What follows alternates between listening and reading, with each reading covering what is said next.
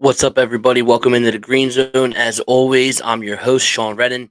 I'm going to give everybody a little bit, maybe like 30 seconds to try to jump in here because this is going to be a lightning edition of the show this week. I'm running a little behind, and I also have a softball game in 40 minutes that I have to get to. But nonetheless, we are going to give you my opinion on every game that I have an opinion on. There are a few games this week where I don't have an opinion.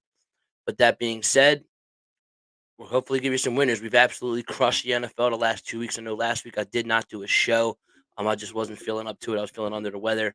So I had to cancel. But I'm back, and hopefully the wins continue this week. So no further ado, this is the Green Zone. I'm your host, Sean Redden. As always, if you have any questions or comments, not even just about the NFL, about college football as well, feel free to jump in and ask them in the comments. I've been having a little trouble when comments pop up. I'm not getting notified right away. So if you do have a comment and I miss it and don't put it on the screen, I do apologize. But let's jump right into the game starting tonight. Thursday night football, the Denver Broncos at the New Orleans Saints. The Saints are a 2.5 point favorite with the over under at 37.5. And I really hate to say this and start the show like this, but I have absolutely zero bets in this game. It's Spencer Rattler versus fellow rookie Bo Nix. The Broncos offense has not been very good. The Saints defense has been up and down, and I truly have no idea what to expect in this game. If you subscribe to my Dub Club, I am going to be working on a couple prop bets just but for time and the sake of the show. I do not feel comfortable giving out a bet on a side or total in this game between the Broncos and Saints. So I hate to start the show like this, but it is a pass for me in this one. The Patriots and the Jaguars in London. Jaguars are staying in London for the second week in a row, and they are a 5.5 point favorite with the over under at 41.5. Um, the weather in this game looks like it's going to be terrible. So I'm honest, I have staying away in this one right now. The forecast looks terrible weather wise, so I have to see if that's going to be true. And I want to see what the weather is actually like here in London come game day before I jump in on the side or total in this one. Next game up is the Titans at the Bills. The Bills are an 8.5 point favorite with the over under at 41.5. This number is high. It's pushed out over a touchdown, so I have not jumped in on anything yet. That being said, I do think the Titans can do things schematically that can frustrate this Bills offense, but I would never, ever back the Titans. Honestly, I could probably name like 35 quarterbacks in the NFL that I would probably be comfortable backing the Titans here at this number. Will Levis is not one of them. This offense for Tennessee has just been so dreadful. I could never take them versus any team or defense with the pulse. And this Bills offense should be upgraded this week with the addition of Amari Cooper. Josh Allen now has legitimate number one wide receiver.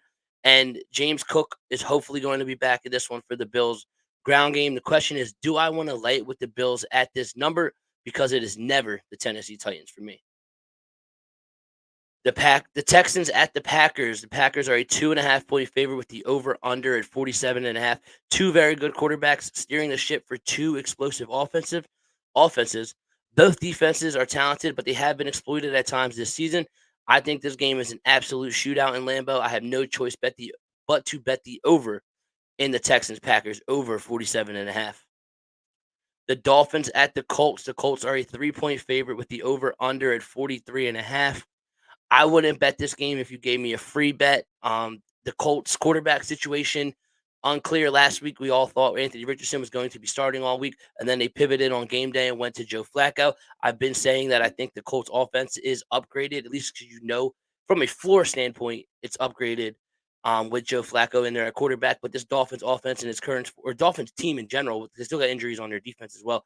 It's just not something I'm interested in getting involved um, in their current form. I'm just not interested in any Dolphins game right now, really. The Seahawks at the Falcons. The Falcons are a 3 point favorite with the over under at 50.5. The Seahawk team has been up and down overall this season. We've seen the high during their 3 game winning streak, and then we've also seen the low to follow that up. I think they're somewhere in between what we've seen so far. They're not a great team, but they're also not a bottom feeder team either. And sure, the Falcons offense can have success in this against what has been a disappointing defense for Seattle. But Geno Smith is historically a really good quarterback in domes. And the Falcons do not generate a lot of pressure either. And Geno Smith is also a much better quarterback at a success rate and EPA standpoint when he has a clean pocket to throw from as opposed to having to get out and throw on the run.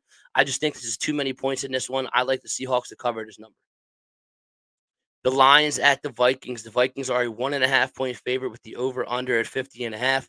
This would be the first game for the Lions without star pass rusher Aiden Hutchinson, which is obviously a huge loss for them, mainly because they don't really have a secondary pass rusher who can fill his not you're not going to fill Aiden Hutchinson's shoes, but they don't have another guy who even generates pressure at a high rate at all. And they especially against an offensive line as talented as the Vikings. Sorry, my brain literally just cramped up right there. But this Vikings offensive line is solid, and without Aiden Hutchinson, it could be tough for this Lions defense to get after Sam Darnold in this one. And Brian Flores, the Vikings defensive coordinator, is one of the most aggressive blitzers and pressure creators in the NFL. But Jared Goff, for his career, is surprisingly one of the best quarterbacks when facing the blitz. I think the Lions have the skill guys to match up with them and schematically versus what the Vikings want to do on defense, it's going to be a lot of one-on-one matchups. The Lions have a great route runner in St. Brown. The speed with Gibbs coming out of the backfield, and also the speed with Jamison Williams able to take the top off if he has one-on-one coverage as well. I just think it's a schematically good matchup for the Lions in this one. I'm actually going to be taking the Lions on the money line plus 110 here versus the Vikings. The Bengals at the Browns. The Bengals are a 5.5 point favorite with the over under at 41.5. Joe Burrow has been horrible in his career in Cleveland. That's the easy diagnosis in this game. But also the easy diagnosis is this Browns offense continues to be an insult to football. Without a blocked field goal, ran back for a touchdown last week against the Eagles, they would have done nothing yet again. And now they've traded their number one wide receiver, Amari Cooper, to the Bills. So this offense can only be worse. I could never bet the Browns here. If the Bengals score 10 points, I think they're going to be able to cover this number.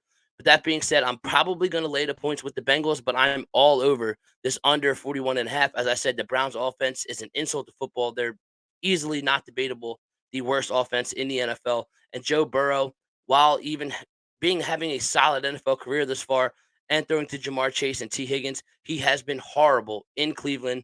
Not sure if that's going to continue, but regardless, I don't think the Browns help out at all for the total here either. So it'll be the under 41.5, and I'm probably going to be laying the Bengals as well. The Eagles at the Giants. The Eagles are a 3 point favorite with the over under at 42.5. I'm looking at the under in this one. Both teams will be without their starting left tackles, Jordan Mailata for the Eagles and Andrew Thomas for the Giants. Well, Mailata left the game versus the Browns on Sunday. This Eagles run game wasn't the same. I overall haven't liked what I've seen out of the Eagles offense at all this year. I know they're just now getting AJ Brown and Devontae Smith back, but the play calling has not been what I expected thus far, and it's hard for me to trust this offense to continuously move the ball for 4 quarters. Now the Giants are going to be getting star rookie wide receiver Malik Neighbors back in this one, but when Thomas misses time, Daniel Jones' EPA per play drops significantly. They aren't really an explosive offense either. And when they do score, it's mostly time-consuming drives that obviously would be beneficial for someone who's betting the under if they're going to eat up a lot of time when they do score. I just don't see a ton of points in this one off my initial look. Not to mention this division rival, first time they're matching up this year.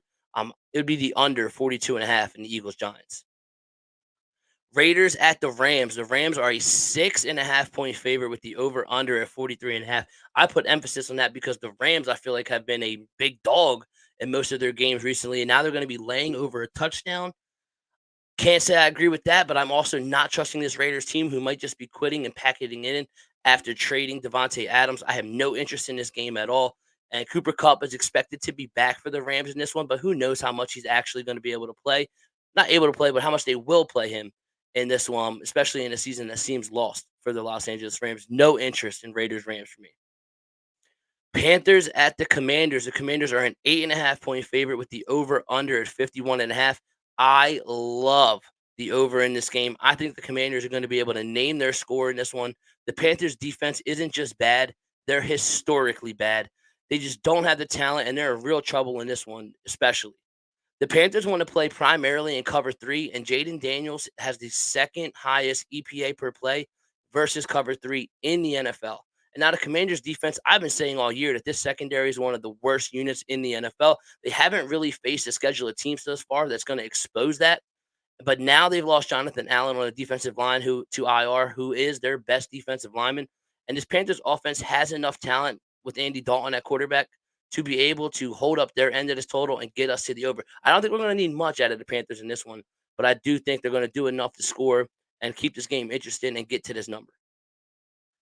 Chiefs at the 49ers. The 49ers are a 1.5 point favorite with the over under at 47.5. The 49ers have the QB, the skill guys, and the coach to match up with this talented Chiefs defense. And they also have the defense to limit this Chiefs banged up offense. The Chiefs and Pat Mahomes always find ways to win close games, it seems. But it was a field goal fest for them versus the Saints in what was our first look at this offense without Rasheed Rice and no other go-to weapons outside of Travis Kelsey.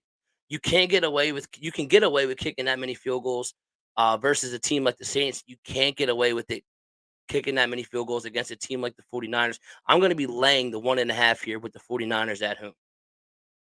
Jets at the Steelers. The Jets are a 1.5 point favorite with the over under at 38.5. I'm going to be on the Jets in this one.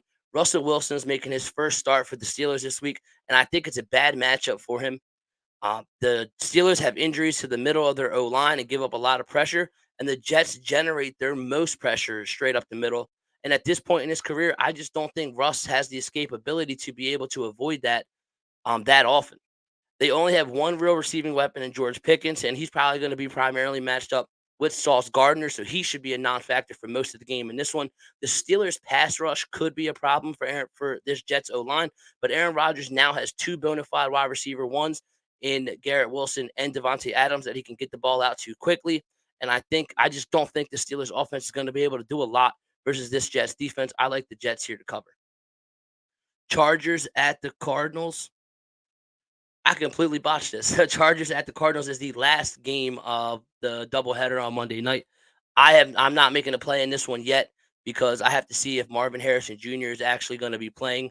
In this one for the Cardinals, he's been at practice but has not been cleared for contact. He's been in a bright yellow non-contact jersey. If he's able to clear concussion protocol by Monday, then it's going to change how I view this game. So I'm going to be waiting to see if Marvin Harrison can clear concussion protocol and get out there for the Cardinals in this one. And I completely forgot to make a template for the Ravens at the Buccaneers. The Ravens are a 3.5 point favorite, though, with the over under at 49.5. I'm going to be laying the points with the Ravens minus 3.5. The Buccaneers defense has been kind of getting by versus lackluster offense this year. I think that stops with the Ravens in this one. Not to mention, Lamar has absolutely dominated the NFC in his career, and he's also dominated as a road underdog. I mean, sorry, he's dominated on the road, and he's also dominated the NFC in his career. I just think this line isn't big enough. The Ravens are going to be able to cover this 3.5 versus this not fraudulent, but I do think they're playing above their heads right now. Buccaneers defense. As always, you can follow me on X at SReddenSports, on IG at Red Hot Locks. And if you want all my bets with unit sizes for college football and the NFL season, you can subscribe on the Dub Club. Link is in all my bios. SReddenSports on Twitter, Red Hot Locks on IG. And yeah, I put unit sizes, parlay of the days. And like I said, we've hit back-to-back parlays of the day for the NFL the past 2 Sundays. It's been over 16 units each one. So hopefully the success continues. I got to run. Best of luck. Bet responsibly. And I'll talk to you guys next week.